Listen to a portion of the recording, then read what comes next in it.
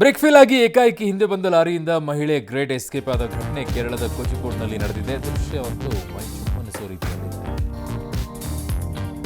1.5 ವರ್ಷದ ಹಿಂದೆ ನಡೆದಿದ್ದ ಮೇಲುಕೋಟೆ ಟೀಚರ್ ದೀಪಿಕಾ ಕೊಲೆಗೆ ಅಪ್ಪ ಈಗ ಸೇಡ್ ತೀರಿಸಿಕೊಂಡಿದ್ದಾರೆ. ಮಾಣಿಕ್ಯನಹಳ್ಳಿ ಗೇಟ್ನಲ್ಲಿ ಟೀ ಕುಡಿತಾ ಕೂತಿದ್ದ ಕೊಲೆ ಆರೋಪಿ ನಿತೀಶ್ ತಂದೆಯನ್ನ ದೀಪಿಕಾ ತಂದೆ ವೆಂಕಟೇಶ್ ಚಾಕುವಿನಿಂದ ಇರಿದು ಕೊಂದಿದ್ದಾರೆ.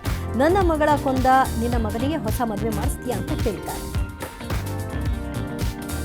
ಹೆಲ್ಮೆಟ್ ಹಾಕದೆ ಟ್ರ್ಯಾಕ್ಟರ್ ಚಲಾಯಿಸಿದ್ದಕ್ಕೆ ಹಾಸನ ಸಂಚಾರಿ ಪೊಲೀಸರು 500 ರೂಪಾಯಿ ದಂಡ ವಿಧಿಸಿದ್ದಾರೆ. ಹೌದಾ, ಯಾರಪ್ಪ ಇದು ಸಂಚಾರಿ ಪೊಲೀಸರು? ಕೆಪಿ ಸದಸ್ಯ ಎಡೆಹಳ್ಳಿ ಆರ್ ಮಂಜುನಾಥ್ ಎಂಬುವರಿಗೆ ದಂಡ ಪಾವತಿಸುವಂತೆ ಮೆಸೇಜ್ ಬಂದಿದೆ ಅಂತ. ಟ್ರ್ಯಾಕ್ಟರ್ಗೂ ಹೆಲ್ಮೆಟ್, ವೆರಿ ಗುಡ್.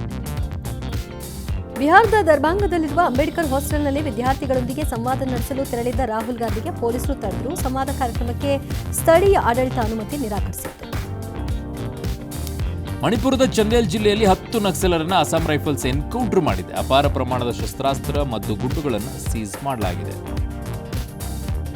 ಹವಾಮಾನದಲ್ಲಿ ಹಠಾತ್ ಬದಲಾವಣೆಯಿಂದಾಗಿ ದೆಹಲಿ ಎನ್ಸಿಆರ್ನಲ್ಲಿ ಭಾರೀ ಧೂಳಿನ ಬಿರುಗಾಳಿ ಎದ್ದಿದೆ. ದೆಹಲಿ ಜೊತೆಗೆ ನೋಯ್ಡಾ, ಘಾಜಿಯಾಬಾದ್ನಲ್ಲೂ ಕೂಡ ಆತಂಕ ಸೃಷ್ಟಿಯಾಗಿದೆ. H1B ವೀಸಾ ಹೊಂದಿರುವವರು ಅಮೆರಿಕ ತೊರೆಯದೆ ತಮ್ಮ ವೀಸಾಗಳನ್ನು ನವೀಕರಿಸೋಕೆ ಅವಕಾಶ ಮಾಡಿಕೊಟ್ಟಿದೆ. H1B ಫಲಾನುಭವಿಗಳಲ್ಲಿ 70%ಕ್ಕಿಂತ ಹೆಚ್ಚಿರುವ ಭಾರತೀಯರಿಗೆ ಇದು ಉಪಯೋಗವಾಗುತ್ತದೆ.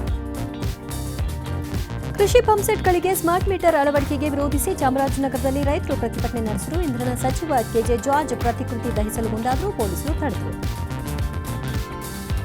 ಸಿಎಂ ಸಿದ್ದರಾಮಯ್ಯನವರಿಗೆ ಕೋಲಾರದ ದೇವರಾಜ್ ಅರಸ್ ವಿವಿ ಗೌರವ ಡಾಕ್ಟರೇಟ್ ಅನ್ನು ನೀಡಿದೆ. ಇವತ್ತು ನಡೆದ 15ನೇ ಘಟಿಕೋತ್ಸವದಲ್ಲಿ ಸಿಎಂಗೆ ಗೌರವ ಡಾಕ್ಟರೇಟ್ ನೀಡುವುದಾಗಿ ಪ್ರಕಟಿಸಿದೆ. ಉಡುಪಿಯಲ್ಲಿ ನಡೆದ ಹರಕೆಯ ನೇಮೋತ್ಸವದಲ್ಲಿ ನಟ ರಕ್ಷಿತ್ ಶೆಟ್ಟಿ ಕುಟುಂಬ ಸಮೇತರಾಗಿ ಭಾಗಿಯಾಗಿದ್ದರು.